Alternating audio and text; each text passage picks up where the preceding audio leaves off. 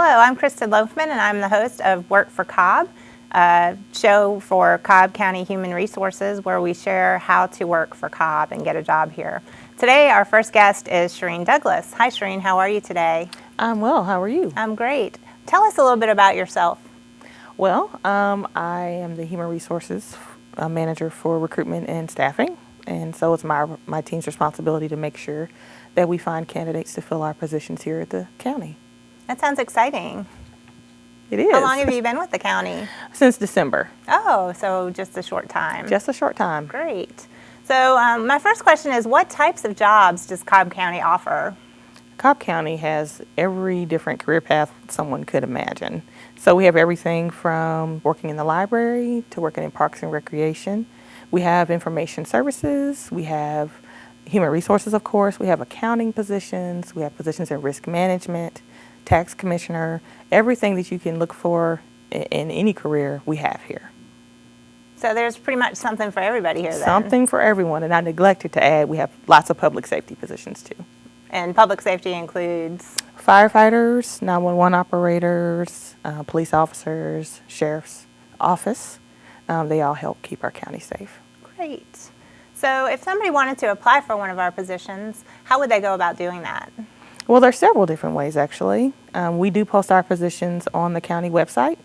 So if you go to www.cobbcounty.org, you can hit the employment button, and it will take you to our landing page where you can learn about different jobs that we have open currently. Mm-hmm. Or they can look on Indeed.com. We post our positions there. We also post our positions on Glassdoor.com and Monster.com. So if you wanted to look at a position on LinkedIn, how would they find you on LinkedIn? Well, we actually have a Cobb County, Work for Cobb County page on LinkedIn. So if they want to follow us, we do also post our hot jobs on that page and different updates about the county. Great. And then for Facebook, it would be the same, Facebook and Twitter? Facebook and Twitter, it's Work for Cobb. Great. What skill sets are we looking for? Like, do people have to have degrees? Do they have to have high school diplomas? Do they have to have GEDs? It runs the gamut. So some positions are entry level, and others are more professional. So everything from a high school diploma on up to master's level degrees and several years of experience. So if somebody was like, say, a stay-at-home mom and just wanting something to do part-time, what type of positions would somebody like that be able to apply for? Well, there are several different part-time opportunities with the county. So they could work for Parks and Rec, even if it was something seasonal they were looking for to do in the summers. There are opportunities throughout the county for part-time administrative positions too. So it goes all over. We're also looking for poll workers right now. So if someone wants to work for the elections that are coming up, those are opportunities for that too. Oh, that sounds like something that would be definitely interesting to do. And that's just like temporary, like every now and then position, right? So you wouldn't have to be in a consistent day-to-day routine. Right. So it's just only when there's elections. Right. So if they go to the website and they apply for the position, how do they know that you've received their application? Well, once the application is complete, there's a confirmation number that pops up, and I always encourage people to make sure they write that down in case they have questions about the application status, or if they're having issues with being able to get back into their application, we can assist them. Also, they can check the status of their application on the landing page. It'll say like application status, and you can click on that to see if it's still showing application received or if it shows that it's in process. Great. So if somebody doesn't have a computer at home, how would they be able to apply for a position? They can come to the Human Resources Office, which is at the second floor here off the 100 Cherokee Street building. Or they can go to one of our library locations and they can get assistance with completing an application. Okay. Can I pick up an application, a paper application, and bring it back? We do have paper applications, but we encourage people to complete the application online. Okay. And I can't just submit my resume, just bring my resume in and say I want to use this for that job? I mean, you could bring your resume in, but we would encourage you to complete an application online. Okay. How long does it take to get hired for a position? It depends on the position. So after the position is posted, the applications are screened by the Human Resources Department and then referred over to the hiring manager. So that process could take anywhere from a few weeks to a few months, depending on the intricacies of the requirements for the position. So some positions do require more steps before the person comes in for a face-to-face interview. Okay, great. Thank you for your time with us today, Shireen. I appreciate coming by. We'll be back after a brief message. Mom, can I have $1? I think my purse is upstairs on the bed. It's not here. Check the dining room. No, the upstairs closet. Moms everywhere are finding ways to keep kids active and healthy. Get ideas, get involved, get going at letsmove.gov. And we're back. I have Bill Shelton with the Department of Transportation with us today. Hi, Bill. How are you? I'm great. Thank you for having me. So what do you do for the Department of Transportation? I am the Road Maintenance Division Manager, overall maintenance of Cobb County right-of-ways. We do grass cutting, ditches, drainage, asphalt, potholes, bridges and guardrails, and anything that is on the county right-of-way. Wow, that seems like a lot of stuff to do. You've got your hands full. It is a 7-day, 24-hour day job. So what types of positions do you have available? Well, we have anywhere from warehouse workers all the way up to equipment operators. We have equipment operator 1s, 2s, 3s, and 4s, which right now we're having a little bit of difficulty filling our 1s and 2s due to the economy and how well it's doing in the construction jobs around the metro area. We are currently advertising for 1s and 2s, and I encourage those that have CDLs to apply. We have a excellent set of benefits, and the pay, we have upped the pay scale a little bit recently just because of the lack of interest and not getting applicants. Great. So what is the difference between an operator 1 and an operator 2, or an operator 3 and an operator 4? Okay, operator 1 is our entry level. They do grass cutting, small equipment, and occasional 6-yard dump truck. Operator 2 operates a little bit heavier equipment, light to medium heavy duty equipment like a tandem axle dump truck. They'll operate a right-of-way tractor, a flail mower, a bush hog. An operator 3 graduates up into, they'll run a limb loader system, excavator, a mini excavator, skid steer, front end loader, and then we have an operator 4 that operates everything from a motor grader to a big excavator to a big front end loader, anything to do with construction and maintenance. So you get to play with big Tonka toys, pretty much. We call them big boy toys. They are big boy toys.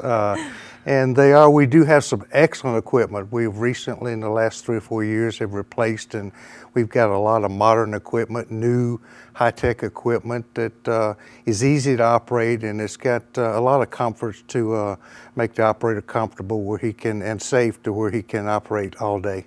So if you were an individual wanting to apply for one of the positions that the Department of Transportation has open as far as equipment operators, what type of education do you need to do that? Well, we have everything, the wide gamut of education. We have anywhere from a GED to a college degree. Education, mostly our education level is a high school diploma. We get up into supervisory, the contract projects manager and all require a degree, but 90% of our positions just require high school education or a GED. Okay, great. And if somebody was toying between here and another organization, why would you say they should work for Cobb County as opposed to another organization? Well, Cobb has stability. Right now, construction jobs are tremendous in the metro area due to all the building and the highway construction, the interstates, but we have stability. We're never going to close. We're never going to go out of business. Weather doesn't affect us. We're going to work 24/7. Weather, as a matter of fact, could create you having to work more. Snow and ice conditions, tornadoes, floods. So we get 40 hours a week regardless, no matter what. Anywhere else, construction jobs are determined by the weather. You can only work 3 days a week, but we work 40 hours a week, and we just about guarantee you 40 hours you're going to get your time in. That's great. Is there anything else you'd like to add? Well, working for Department of Transportation, you'll not get bored. You'll not do the same thing. I've been doing this for over 40 years, and I don't think I've had 2 days doing the same thing ever. It's real flexible. You have stability, but the job is interesting. There's some projects you get to work on that you would never ever get to work on if you worked in the private sector. You're responsible for the whole county, and the reward is to provide a good service to our citizens and the taxpayers that pay our salaries. And it's good knowing that you've helped somebody with a problem, and they're always very thankful for it. So you did mention that they'd work on different types of projects than they might in other organizations. What types of projects would those include? Well, we maintain over 200 bridges. We have a very dedicated first-class bridge crew that saves the county millions a year by doing its own maintenance. You have special projects. We do work at the Safety Village. We poured slabs at the Safety Village. Any special project like that, we have projects and needs throughout the county that most people in the private sector don't get to participate in. And we deal with the public so much. Customer service and safety are our priorities. Great. Thank you, Bill. I appreciate you taking time out of your schedule to chat with us today. Thank you. It was a pleasure being here. We'll be back after this message. I think someone at my friend's school has this thing called autism. My friend's brother's son has autism. My neighbor's son has autism. My son has autism. Autism is getting closer to home. Today, 1 in 88 children is diagnosed with autism. That's a 1,000% increase in the last 40 years. Learn more at autismspeaks.org/signs. And we're back. This time we have Kimberly Limley, who is with Information Services. Hi, Kimberly. How are you today? Hey, I'm great. How are you? Good. So what do you do in Information Services? I am a Client Services Division Manager in Information Services. And Client Services Division is really what we call kind of the face of IS to the county. There's a lot of behind the scenes that happen, but we're the ones that are day to day dealing directly with all the customers in every department in the entire county. So we provide application support, hardware support, pretty much anything IT related that the departments need, we handle from our side. Great. So I understand that you're looking for programmer analyst positions. Yes. We currently have just closed 2 programmer analyst positions. We have programmer analysts in every area, just about in the county. So we have programmer analysts in the judicial departments, public safety, tax, finance, HR. We probably have 20 positions, programmer analyst, and the tasks vary widely, but this is one that we kind of struggle a little bit getting filled, and so hopefully we can pique some interest. So if somebody was wondering what exactly a programmer analyst does, what would you tell them? So the title's a little bit deceptive. When you see programmer analyst, you think they sit and they are in a dark room coding all day and don't interact with people. That's not how it works here. Basically, the programmer analyst is more like an application administrator or system administrator. So they provide support, day-to-day support for the major applications within each department. So in HR, our programmer analysts support the HR system and the finance system. In public safety, they support the records management system, the 911 system, and they provide basic, how do I do this, to, there's a serious problem, the application's down, we got to get it back up and running. So they also are responsible for writing custom reports off of these applications, using different tools depending on what the application is.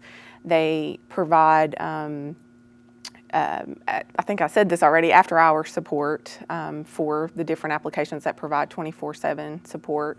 And in general, day-to-day functionality, they're also managing large projects, upgrades to applications, pretty much all kinds of interesting things. So there's a lot of different variety in what each area does. It sounds like you have to have a wide range of knowledge about information technology. What type of skill set and education are you looking for in these positions? So we have kind of 3 levels, much like Bill has over in the DOT department. We have a computer programmer, which is an entry-level programmer, and then a programmer analyst 1 and programmer analyst 2. And you know, depending on the level, it's anywhere from just maybe work experience, general work experience and education, from an associate's degree up to, you know, bachelor's or master's. But we also, you know, consider experience as, you know, a good asset to have as well, previous experience. And we also expect that they understand database structures, understand SQL code, Oracle, and then various scripting languages. What would a typical day be like in this position? Like if I came in at 8 a.m. and I started my day off, what would I be doing for the day? Typically the first things a lot of programmers, analysts do in this role is they monitor just daily performance of the applications to make sure that they're functioning correctly, that there's no, you know, issues with slowness or any kind of problems. And that's kind of typically how they start their day out. There's also, like I mentioned before, a lot of report writing, a lot of requests from our customers that need custom reports that they can't handle inside the department. So there's a lot of that. And there are numerous just help desk calls daily for even setting up new users. We need to create a new user, or we need to disable accounts. Just, you know, it really varies from very simple, basic tasks to more complex, upgrading an application, and then the tasks that are associated with that. Attending a lot of meetings in preparation for system upgrades. There's always some sort of system upgrade going on pretty much in our department, if not maybe 3 or 4 at a time. So there's a lot of activity. Great. So how do you determine what area a program analyst is assigned to? We specifically post for that area that they're applying to. So the 2 positions that that just closed, one was in our tax support area. So they specifically support the tax assessor and tax commissioner and their system and any needs that they have out of that. And then we also had a position open in the community services group, which is community development and Parks and Rec, senior services, and so we post for those specific openings. We've had some people retire and some people leave to, you know, move to another job. So we'll post for whatever area that we're needing assistance in. So earlier you had mentioned that they would have to work on call. Would it be a continual thing? And the second part of the question is, what are the normal hours for a position like this? Okay. It really depends on the group that you are supporting, that you're assigned to.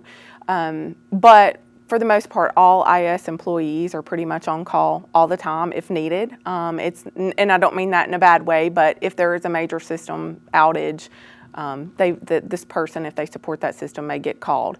But for like our public safety area and our sheriff's office IS employees, they are in a regular rotation. So they rotate between their group, and we are on call and provide support 24/7.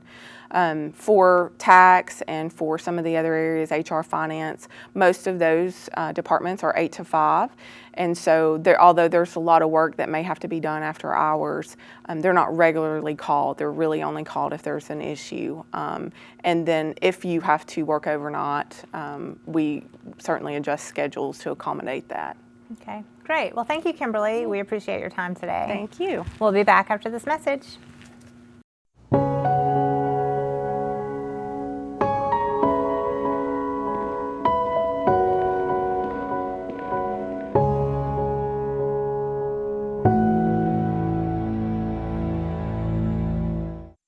And we're back. We have Jim Welgus with the Department of Transportation with us today. Hi, Jim. How are you? I'm good. How about yourself? Great. What do you do for the Department of Transportation? Well, I'm the director of the Department of Transportation. What does that entail?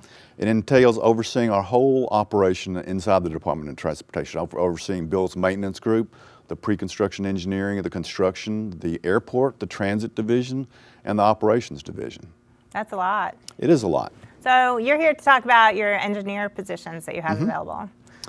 What are you looking for in those positions? Well, what we're looking for in our engineering positions, and it depends on what level. We have an engineer 1 through 4, plus chief engineer, deputy director on up. We have engineers in Bill's maintenance division. We have them in operations.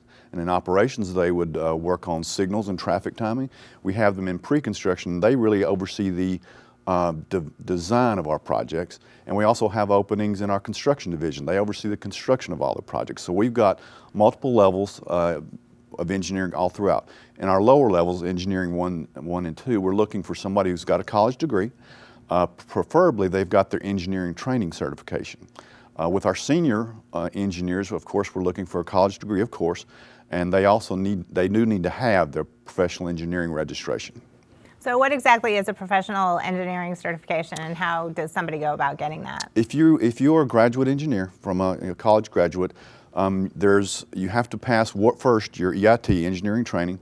Then after so much experience, you have to take another certification exam by the state of Georgia to get your professional engineering license. So they wouldn't be able to come right out of college and be able to do that? They need to have at least 4 years of experience. Okay. So what kind of projects do these engineers do? I know we've got a lot of construction going on. If you drive, you see cones everywhere. A lot of the design, the overseer of road design projects. We've got one new road in design right now. They're going to oversee intersection projects, whether that's signals or adding turn lanes or converting an intersection to a roundabout. They're going to be seeing all sorts of constructions. Bridge mentioned the bridges. We also have 20 bridges in design. So they're going to oversee a lot of stuff. There's a lot of stuff that our engineers have to look after. Are they doing anything with the SunTrust Park? Oh, absolutely. We have 20 projects in construction. Now, the projects over at SunTrust are all in construction now. We do have some that we're already looking for season 2. They're starting to go into design. So if you're an engineer, a transportation engineer, and you want to work for someplace who's going to give you a lot of experience, that's Cobb County. So if somebody was toying between working at Cobb County or working for a big conglomerate, what would you tell them the advantages to working for Cobb County would be over the other? The advantages of working for Cobb County is you can make a difference in your community. That's why we're all here, to make a difference in our community. And that's really an important difference. Now, both are going to work on projects, but you're going to have a lot more experience with the people that you work with the public, with different homeowners groups, all sorts of people. You're going to have a lot more experience in front of people and actually doing work for people. And so how did you start out? Did you start out as an engineer? Or? I started as an engineer. I was actually on the consulting side, like you said, for a conglomerate for 28 years before I went to the public sector. And so you moved over here because you just wanted to just what I said, to make a difference. I live here in Cobb and I wanted to make a difference. Great. Do you have any other things you'd like to add to share with the people that may be interested in joining you? It's an exciting place to work. Cobb County is. In the Cobb County Department of Transportation, you're going to get more experience than you'll ever dream of. Great. Thank you, Jim. Thank you. We'll be back after this message.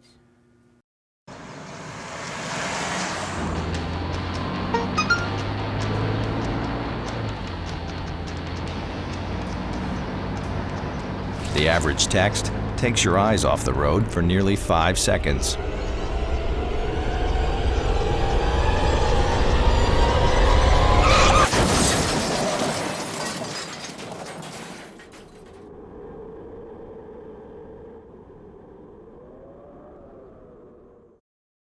And we're back. We have Janine Eveler with elections with us now. Hi, Janine. How are you? Hi, how are you? I'm fine. Great. What do you do for elections? Well, I'm the director of the Elections and Voter Registration Department.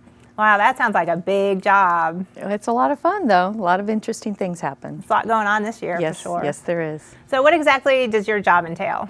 Well, the jobs that I'm here to talk about is not all the big jobs that everybody has been talking about so far and those important certified jobs. But what I'm here to talk about is poll workers. We need a lot of poll workers coming up this November for the general election. So I wanted to talk about people wanting to work just for the election day. Oh, great. So if somebody was interested in doing that, what exactly does being a poll worker?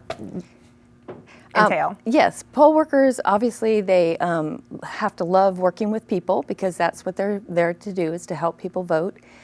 They should have an interest in furthering our democracy, civic responsibility, and that sort of thing. People who volunteer to work as a poll worker are usually interested in the process of voting and how important that is. And how frequently would they be working? They would just be working election day. They work a little bit on the setup day, the Monday before, to set up the poll, and they have to go to a training class. But basically they're working just one long day on election day. And the day starts at 6 in the morning, so Wow. it is a long day. That is a long day. And are there qualifications for these positions? Yes. To be a poll worker, you have to be 16 years old or older.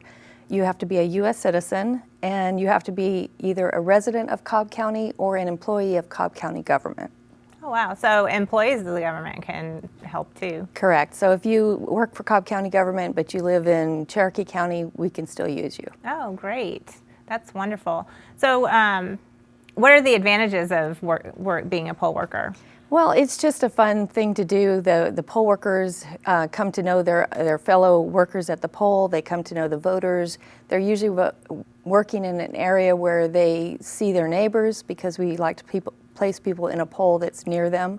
So they're seeing friends and neighbors. They're enjoying the camaraderie at the poll. So it's a lot of fun. It sounds like fun. I love getting my sticker. I always wear my little voting sticker. I voted. I feel so proud when I get to do that. Yep. What does the training that they have to go through entail? They do go to a training class for a 4-hour training class. They are paid for the training class in addition to their election day work.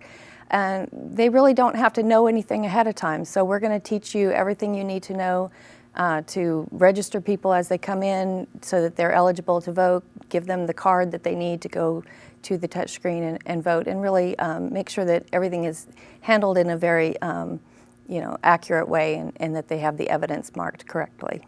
Great. So again, this is a part-time position. Correct. And they're temporary, so they just work for the election and then they come back. Do they have to reapply for the positions again? They do not. So once somebody is interested in this, they would go in our database, and then as we need people each election, we'll call on the folks that have worked before first, and then we need lots of new people to supplement as people leave and don't want to do it again. So they can, keep working every election if they want to stay with us. We have people that have worked for years and years. That's great. I have a friend that's done elections for several years, and she just loved it. She would take time off from work, and she'd come and do it. She'd always get so excited to serve in that capacity.